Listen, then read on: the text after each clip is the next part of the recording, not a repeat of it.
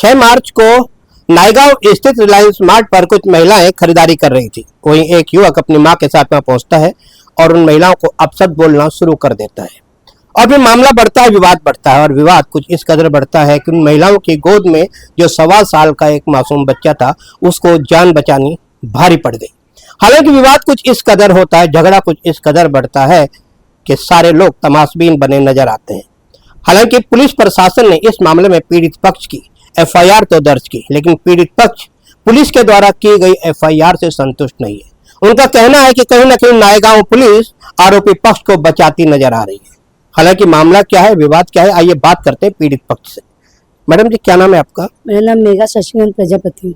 Madam जी, क्या हुआ था 6 मार्च को? 6 मार्च को हम लोग शॉपिंग मॉल में शॉपिंग करने गए थे, रिलायंस मॉल में। मैं, मेरी मम्मी और छोटी सिस्टर, तो हम तीनों लेडीज ही थे। शॉपिंग करके बिलिंग काउंटर पे हम खड़े थे, तो बिलिंग हो रहा था। बिलिंग हमारा होल्ड पे था, थोड़ा बिलिंग का इशू हुआ था।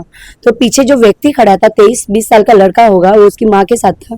तो उसने क्या किया, पीछे से खड़े होके बोलने लगा कि भैया लोग का यही इशू रहता है, ऐसा ही रहता है, और इतना गंदा गंदा गंदा गंदा बोलने लगा। भैया आपको बोला, किसी और को बोला? मेरे को बोल रहा था, मेरे को ही बोल रहा था वो, क्योंकि मैं उधर खड़ी थी, तो मुझे ही बोल रहा था। मेरा हिंदी सुना, उसने हिंदी बोल के उसने इश्यू चालू कर दिया वहां पे। तो उसने मुझे बोलने लगा, तो मैंने उसको इग्नोर किया, मैंने कुछ नहीं बोला। उसके बाद मेरी छोटी सिस्टर ने उसको ये बोला, आंटी अगर आपको ज्यादा लेट हो रहा है तो बिलिंग काउंटर पूरा खाली, और बिलिंग काउंटर उस दिन पूरा खाली था, मेरे बैग्स वाला भी खाली था। तो मेरी छोटी सिस्टर बोली, आंटी आप उधर चले जाओ। तो वो लड़का मेरे बैक साइड आके मुझे बोलता है, इतना गंदा गंदा गाली देने लगा, इतना सब बोलने लगा। मैं यहाँ पे क्या बोलूं, मेरे को बोलने में शर्म आ रही है, इतना गंदा गाली था, मैं बोल के बता भी नहीं पा रही हूँ। उसके बाद तो मैंने उसको बोला, तू गाली किसको दे रहा है, मैंने ये बोला। तो उसकी मम्मी पीछे से आके मेरे मुंह पे मुझे इतना जोर से चमाटा मारी, और लड़के ने भी आके मुझे चमाटा मारा। तो मैं उन लोगों को पकड़ने गई, तो मॉल वालों ने धक्का मार के उन माँ बेटे को बाहर लेकर दिया, दोनों को। हम मॉल के अंदर ही थे, तो मॉल वालों ने भी हमारा सपोर्ट नहीं किया। उन्होंने इतना ही बोला कि आप लोग जो भी करो बाहर जाके करो। तो मैंने उनको बोला, यहाँ पे पुलिस आएगी, मैं यहाँ से बाहर नहीं जाऊंगी। तो मैंने वहाँ पे 112 में जो कॉल लगता है, मैंने वो लगाया, वो टाइम वो लगा नहीं वो कॉल। तो फिर उसके बाद मैंने मेरे जीजा के फ्रेंड को कॉल किया, वो तुरंत लेने आया, जो हमारे घर पे अभी स्टे किया हुआ है। उसका नाम अभिषेक तिवारी है। तो वो आया, तुरंत आया। तो मैंने बोला, अभिषेक इसने ही तो वो जीजा के जो दोस्त थे वो बात करने जा रहा था, तो वो वहां से गाली देने लगा उसको पकड़ के। दोनों ने हाथापाई की, तो हम उसको छुड़ाने गए। उसके साथ साथ मेरा बच्चा भी घर पे था, तो मेरा बड़ा लड़का और छोटा लड़का और मेरे पापा साथ में ही आए थे। तो उन लोग खड़े हुए थे, अब कोई मारेगा तो बचाने तो हम जाएंगे ही, तो हम बचाने गए। तो उसमें मेरे पापा भी गए बचाने, और मेरा बड़ा जो व्यक्ति था जिसने ये किया, वो मुझे मारने आया। तो मेरा लड़का 15 साल का, वो मुझे प्रोटेक्ट करने आया। तो उसने क्या किया, बच्चे को पकड़ लिया, पूरा गला दबा लिया। गला दबाया तो मेरे दोस्त ने उसको पूरा वहां से खींचा, और उसने उसको वहां से खींचा, तो वो लड़के ने मेरे दोस्त को और मेरे पापा को मारा, उधर रोड पे भी मारा, होटल के बाहर। होटल का नाम है नायगांव दरबार। जहाँ पे घटना घटित हुई वहाँ पे सीसीटीवी कैमरे लगे हुए हैं क्या? चारों तरफ कैमरे ही कैमरे थे, और पब्लिक भी बहुत थी वहाँ पे। नहीं बोलते तो 50-60 पब्लिक होगी, और हर जगह वहाँ पे कैमरे। मेडिकल है बाजू में, अपना टॉप 10 है, होटल है, 2-2 मेडिकल है, रिलायंस मॉल के बाहर कैमरा, अंदर कैमरा, सब जगह कैमरा है।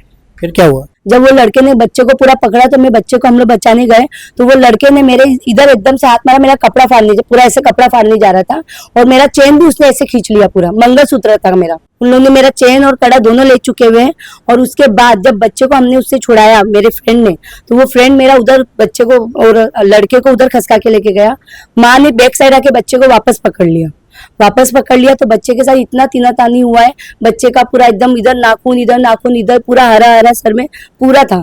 स्टार्टिंग में जिस दिन मेडिकल हमारा हुआ, उस दिन सब दिख रहा है उसमें, तो उस सब था। उसके बाद जब जैसे जैसे फिर वहां से एक जेंट्स आया, उसने लेडी का टाइट हाथ पकड़ के बच्चे को छुड़ाया, मेरे हाथ में बच्चा दिया। मैंने मेरे बच्चे को दोनों, और मेरी जो सिस्टर का बच्चा था उसको लेके सामने नायगांव दरबार होटल है, उसके अंदर गई। होटल वाले से पानी मांगा, तो होटल वाला भी हमको वहाँ पे खड़े होने नहीं दे रहा था। बाहर निकलो यही कहा, तो हम नहीं निकले। तो वहां से खड़े होके किसी व्यक्ति ने शायद कॉल किया, या मेरे फ्रेंड ने कॉल किया 112 में। तो 15-20 मिनट के बाद पुलिस आई।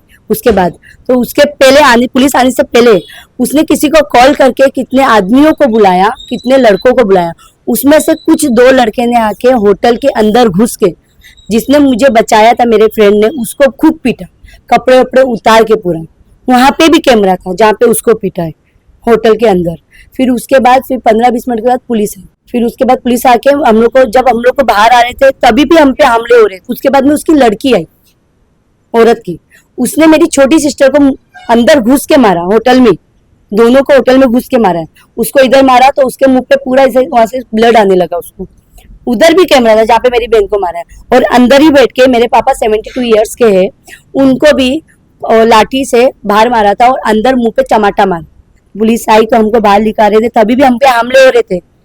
उसने पूरे लड़के लोग इकट्ठे कर लिए थे, पूरे सब लोग आ रहे थे और एक ही चीज बोल रहे थे होटल के अंदर ही घुसने के बाद, तूने गांव वाले से पंगा लिया है ना, अब तू देख क्या होगा। तूने गांव वाले से पंगा लिया ना, अब तू देख हम तो तेरा क्या, तेरे को उठवा लेंगे, तेरे को ये करेंगे, बहुत कुछ बोल रहे थे। मतलब महाराष्ट्र में हिंदी भाषी होना अब गुनाह हो गया है। शायद इसी गुनाह की सजा इन महिला वन के परिवार को हुई है।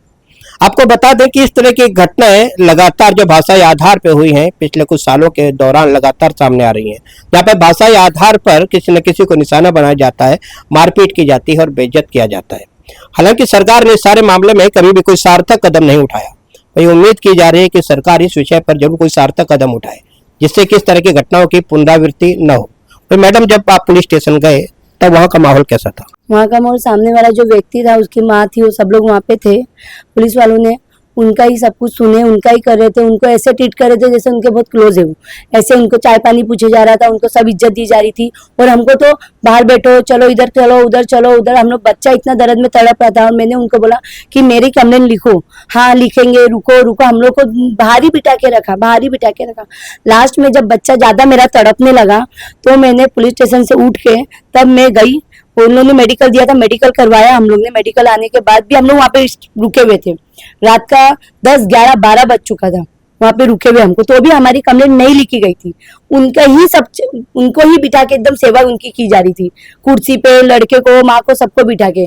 और वहां से भी, बाहर से भी हमको धमकी, वो लड़का था जो उसकी बहन सिस्टर थी, बाहर आके हमको बार बार धमकी दे रही थी। वो भी पुलिस स्टेशन में खड़े हो गए तो भी पुलिस वालों ने कुछ नहीं। फिर लास्ट में जब बच्चा ज्यादा मेरा तड़पने लगा तो मैं यहाँ से गई। यहाँ पे कोई हॉस्पिटल था नहीं नई गाँव में, मैं वहां से आई वसई, मेरे इधर वसई आई। वहां से मैं केके हॉस्पिटल गई, वहां से इलाज करवाई। रात को सब कुछ 2, 2:30 बजे तक करके मैंने जाके 4 बजे मेरी कंप्लेंट ली गई है, सुबह के 4 बजे। और ये मैटर 6 बजे हुआ और 4 बजे मेरी कंप्लेंट ली गई। पुलिस ने जिन बीएनएस की धाराओं के तहत मामला दर्ज किया है, क्या आप उससे संतुष्ट हो? नहीं, जो उन्होंने सब लगाया मैं उससे कुछ भी संतुष्ट नहीं हूँ। ना पुलिस की तरफ से मुझे कोई हेल्प नहीं मिली, आज तक मैं भटक रही, मेरे को कोई हेल्प किसी की तरफ से नहीं मिली। आज भी पुलिस वाले मुझे नचा रहे। और उनको, वो लास्ट टाइम भी आए थे वीडियो, वो पुलिस स्टेशन में, जब मैं बीच में 2 दिन पहले पुलिस स्टेशन गई थी, उन लोग पुलिस स्टेशन में खड़े होकर हमारा वीडियो निकाल रहे हैं, हमारा गाड़ी का फोटो ले रहे हैं, सब कर रहे हैं। और मैंने पुलिस वाले को बताई ये चीज, भाई कहा था पुलिस वाला, खड़ा था पुलिस वाला, फिर भी हमको ही बोल रहा, हमको ही डांट के वहां से हटा रहा, जाओ तुम लोग जाओ, निकू नीतू, यही कर रहा था पुलिस वाला जब से। आपको लगता है कि पुलिस प्रशासन इस विषय पर आपकी मदद नहीं कर रहा है? नहीं कर रहे, लगता है नहीं कर रहे मुझे। आप हमारे चैनल के माध्यम से मेरा बैनर वसई विहार पुलिस आयुक्त से क्या गुहार लगाना चाहोगे? मैं ये लगाना चाहूंगी, जो भी मेरे साथ हुआ है, आज मेरे साथ हुआ है, छोटे बच्चे के साथ हुआ है, मैं तो उसको तो न्याय मिले, मुझे न्याय नहीं मिला, बच्चे को तो मिले। आज उसके साथ हुआ है, कल किसी और के साथ होगा। ऐसे लोग साइको होते, किसके साथ भी कर सकते हैं। ये साइको ही पना है, ये आम आदमी नहीं था। और वो लड़का जो था ना, नशा किया हुआ था, ड्रिंक नहीं, वो सूखा कौन सा नशा किया हुआ था, मगर उसका अलग ही वो हो रहा था, नशे में था वो लड़का। ये मैं बोलना चाहूंगी। मुझे लगता है कि पुलिस वालों ने शायद उसका मेडिकल नहीं करवाया है। इस सारे मामले में नायगांव पुलिस प्रशासन की भूमिका पर कई सवाल उठ रहे हैं। पीड़ित पक्ष ने स्पष्ट तौर पर कहा है कि आरोपियों के साथ वह व्यवहार नहीं किया जा रहा है जो आरोपियों के साथ किया जाना चाहिए, और खासतौर से आरोपियों को बचाते हुए नायगांव पुलिस स्पष्ट तौर पर नजर आ रही है। वही इस सब मामले में एक महिला समाज सेविका की भूमिका भी बड़ी महत्वपूर्ण मानी जा रही है। वह काफी लंबे समय से पुलिस प्रशासन के चक्कर लगा रही है और पीड़ित पक्ष को न्याय दिलाने के लिए प्रयासरत नजर आ रही है। मैडम जी, क्या नाम है आपका? जी, मेरा नाम रक्षा त्रिपाठी है। इस सारे मामले को आपने बेहद नजदीकी से देखा है, क्या लगता है, क्या सचमुच ये पीड़ित पक्ष सही कह रहा है? क्या इनके साथ वास्तव में अन्याय हुआ है? ऑब्वियसली ये बात सच है कि इनके साथ अन्याय हुआ है। मैंने पूछी बच्चे के साथ ऐसा क्यों हुआ, बोलते उनका मारने का प्रयास चल रहा था पूरी तरीके से। माँ अलग से बच्चे को खींच रही, बेटा अलग से खींच रहा है। बेटे ने, माँ ने पूरा गला दबाया था बच्चे के, जिस तरीके से उन्होंने गला दबाया था, आंखें पूरी ऊपर हो गई थी। तो इसका मतलब मैं क्या समझूं, अटेम्प्ट टू मर्डर। 1.5 साल के बच्चे के साथ ऐसा कौन करता है? कोई दुश्मन भी रहता है ना तो एक बार वो तरस खा जाता है, लेकिन उन लोगों ने वो भी तरस नहीं खाया। वो बच्चे के लिए आज मैं इधर आके खड़ी हूँ कि बच्चे के लिए न्याय मिलना चाहिए।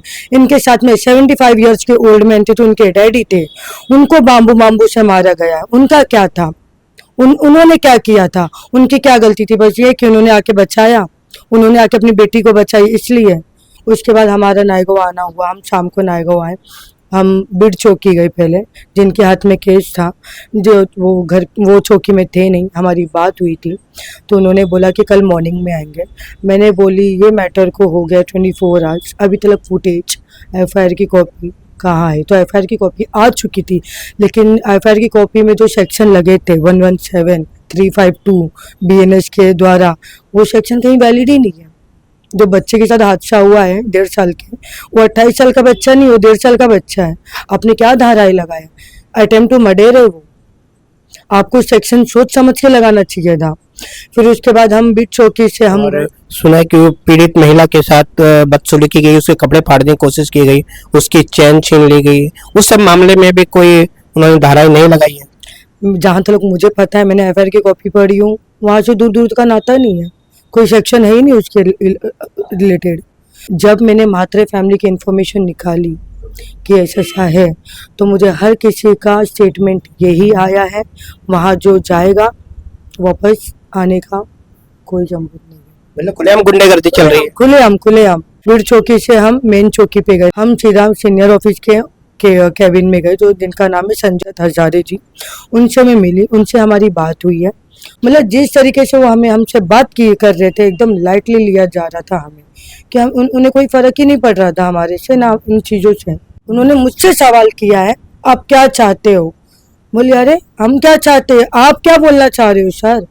आपको क्या लगता है ये 1.5 साल के बच्चे के साथ जो हुआ है वो सही हुआ है या गलत हुआ है? आप मुझे बता दीजिए, उसके बाद मैं एक शब्द नहीं बोलूंगी।